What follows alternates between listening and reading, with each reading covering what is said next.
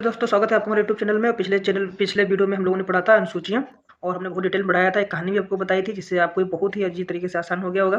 ठीक है दोस्तों, तो हम आज आपको पढ़ाते हैं भारत संघ और उसके राज्य क्षेत्र। ठीक है, तो भारतीय संविधान के भाग 1 के अंतर्गत अनुच्छेद 1 से 4 तक भारतीय संघ इसके राज्य क्षेत्रों का उल्लेख किया गया है। तो आप लोग ध्यान रखेंगे, भाग 1 भाग और अनुसूची 1 और अनुच्छेद 1 में हमेशा क्या कहा गया है, भारत संघ तथा उसके राज्य क्षेत्रों के बारे में बताया गया है। ठीक है, तो आप लोग ध्यान रखिएगा इस बात को। ठीक है, भारत को राज्यों का संघ कहा गया है, यूनियन ऑफ स्टेट। ठीक है, वर्तमान में भारत में 28 राज्य तथा 28 संघ शासित प्रदेश है, मतलब सॉरी 8 संघ शासित प्रदेश हैं। ठीक है दोस्तों, ये डाटा बदलता रहता है, परिवर्तन होते रहते हैं, किताबें पुरानी हो जाती हैं, नई रहती हैं। ठीक है, तो ये आप अपने तरफ से वो कर लीजिएगा। ठीक है, अब हम लोग नोट पढ़ते हैं। दादरा नागर हवेली दमन दीव अधिनियम 19 के तहत 2 केंद्र शासित प्रदेशों, ठीक है, दादरा नागर हवेली तथा दमन दीव को आपस में विलय हो जाने के उपरांत देश में अब कुल केंद्र शासित की संख्या 8 हो गई है। उल्लेखनीय है, अधिनियम दादरा नागर हवेली तथा दमन दीव अधिनियम 19 26 जनवरी 2020 को लागू हो चुका है। ठीक है, अब पढ़ते हैं अनुच्छेद 1। तो अनुच्छेद 1 के संघ का नाम इंडियन, दैट इज भारत राज्य क्षेत्र का उल्लेख किया गया। मैंने आपको पहले बताया था, भाग 1 में, अनुच्छेद 1 में, अनुसूची 1 में भारत संघ तथा उसके राज्य संघ शासित प्रदेशों के बारे में उल्लेख किया गया है। ठीक है, अब देखो अनुच्छेद 2, नए राज्यों का प्रवेश स्थापना संसद को प्रदान किया गया है। ठीक है, तो दोस्तों अब तीसरा भी यदि आप पढ़ेंगे तो तीनों एक ही जैसे हैं। देखो अनुच्छेद 3, नए राज्यों का निर्माण, अब उसमें भी नए राज्यों का प्रवेश स्थापना। ठीक है, वर्तमान राज्यों के क्षेत्रफल सीमा नाम में परिवर्तन को संसद को शक्ति प्रदान। अब इन दोनों में अंतर कैसे करेंगे, तो आप ये ध्यान रखिएगा कि जब किसी नए राज्य का प्रवेश कहीं बाहर से, जैसे मान लो पीओके को या पाकिस्तान को जीतकर या फिर चाइना से छीनकर नए राज्य का जगह छीनकर नए राज्य की स्थापना की जाती है, तो उसको अनुच्छेद 2 के तहत रखते हैं। लेकिन जब अपने भारत के ही राज्यों में किसी राज्य को तोड़कर नए राज्य का निर्माण किया जाए या उसकी सीमा क्षेत्रफल में परिवर्तन किया जाए या उसके नाम परिवर्तन किया जाए, तो ये कहाँ होता है, अनुच्छेद 3 में होता है। ये आप ध्यान रखिएगा, कंफ्यूजन नहीं होगी आपको। ठीक है, अब नोट अनुच्छेद 2 3 से संबंधित प्रावधानों के संसद द्वारा किए गए संशोधन को 368 यानी 368 के तहत संशोधन किए जाते हैं। ठीक है, संशोधन नहीं माना जाएगा। ठीक है, 2-3 के संबंधित प्रावधान संसद द्वारा किए गए संशोधन को अनुच्छेद 368 के तहत संशोधन नहीं माना जाएगा। इसे संसद द्वारा सामान्य बहुमत साधारण विधायी प्रक्रिया द्वारा संशोधित किया जाएगा। यानी कि 368 अनुच्छेद के तहत संशोधन नहीं माना जाएगा। किसके तहत, केवल 2 अनुच्छेद और 3 से संबंधित। ठीक है, भारत संघ राज्यों के पुनर्गठन के लिए राज्य पुनर्गठन आयोग की भी स्थापना की गई थी। कब, 1953 में। और इसके अध्यक्ष कौन थे, फजल अली। ये ध्यान रखिएगा। ठीक है, किसके, राज्य पुनर्गठन आयोग के प्रथम अध्यक्ष कौन थे, फजल अली। स्थापना हुई थी 1953 में। इस आयोग ने 1955 में अपनी रिपोर्ट प्रस्तुत की।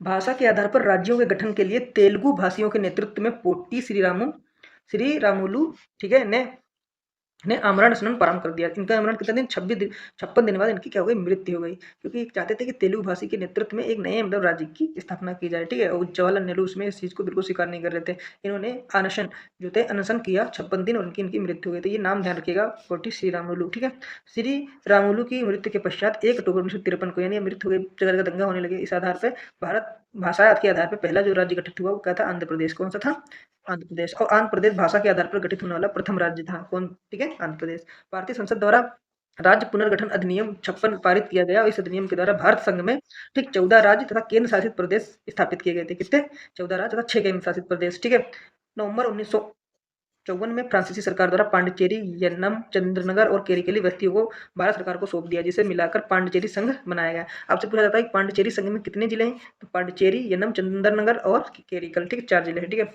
और ये क्या है, पांडिचेरी संघ। ठीक, भारत सरकार द्वारा 18 दिसंबर 1961 को पुर्तगालियों पर सैनिकी कार्रवाई गोवा दमन द्वीप को भारत संघ में मिला लिया गया। ठीक, कब, 18 दिसंबर 1961 में। ठीक है दोस्तों, अब यहाँ पे मैं आपसे एक सवाल पूछता हूँ कि भारत में आने वाले, सबसे पहले आने वाले और सबसे बाद में जाने वाले जो यूरोपीय जो थे उस देश का नाम बताना है। ठीक है, यदि आप अभी जानते हैं तो तुरंत कमेंट कीजिए, और नहीं यदि जानते हैं तो वीडियो पूरा देखिए, मैं आपको लास्ट में बताता हूँ।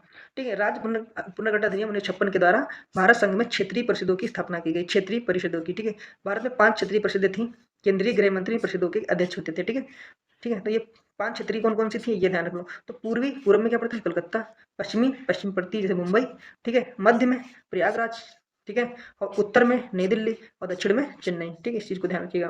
तो पूर्वोत्तर राज्य अर्थात असम, अरुणाचल प्रदेश, मणिपुर, त्रिपुरा, मिजोरम, मेघालय, 7 सिस्टर जो बोले जाते हैं, नागालैंड, क्षेत्रीय परिषद में शामिल नहीं किया गया। इनकी समस्याओं को पूर्वोत्तर परिषद अधिनियम 1971 के तहत पूर्वोत्तर परिषद द्वारा हल किया गया। पूर्वोत्तर परिषद का कार्यालय कहाँ था, कलकत्ता। और ये किस अधिनियम के तहत, पूर्वोत्तर परिषद अधिनियम, कौन, 7 सिस्टर। ठीक है, अब हम लोग पढ़ लेते हैं कि किस राज्य का गठन कब किया गया। तो आंध्र प्रदेश 1 अक्टूबर 1953, फिर 7 साल बाद गुजरात, महाराष्ट्र, 2 राज्य एक साथ में 1 मई 60 को। ठीक, पहले कौन आया, आंध्र प्रदेश, फिर कौन आया, गुजरात, महाराष्ट्र। ठीक है, फिर नागालैंड, कब, 1963 में। ठीक है। हरियाणा 1966 में, हिमाचल प्रदेश 1971 में। तो देखो ये थोड़ा बोरिंग टाइप का है, थोड़ा टफ टाइप के लग रहे हैं, लेकिन दोस्तों क्या होता है ना, एग्जामिनर यहीं पे हमको फंसा लेता है। वो इनके सीक्वेंस दे देता है कि इनके गठन के क्रम में व्यवस्थित कीजिए, 1 2 3 4 करके नंबर आ जाते हैं। तो आप थोड़ी सी मेहनत करेंगे तो ये आपको याद हो जाएंगे। तो पहले आंध्र प्रदेश तो आपको ऐसे याद हो गया। आंध्र प्रदेश याद कर लिए, 2 भाई और आए साथ में, कौन?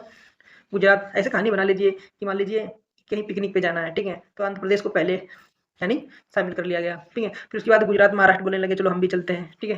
फिर उसके बाद में नागालैंड भी आ गया, ठीक है। फिर हरियाणा हिमाचल प्रदेश, छोटे छोटे दोनों राज्य हैं, ठीक है।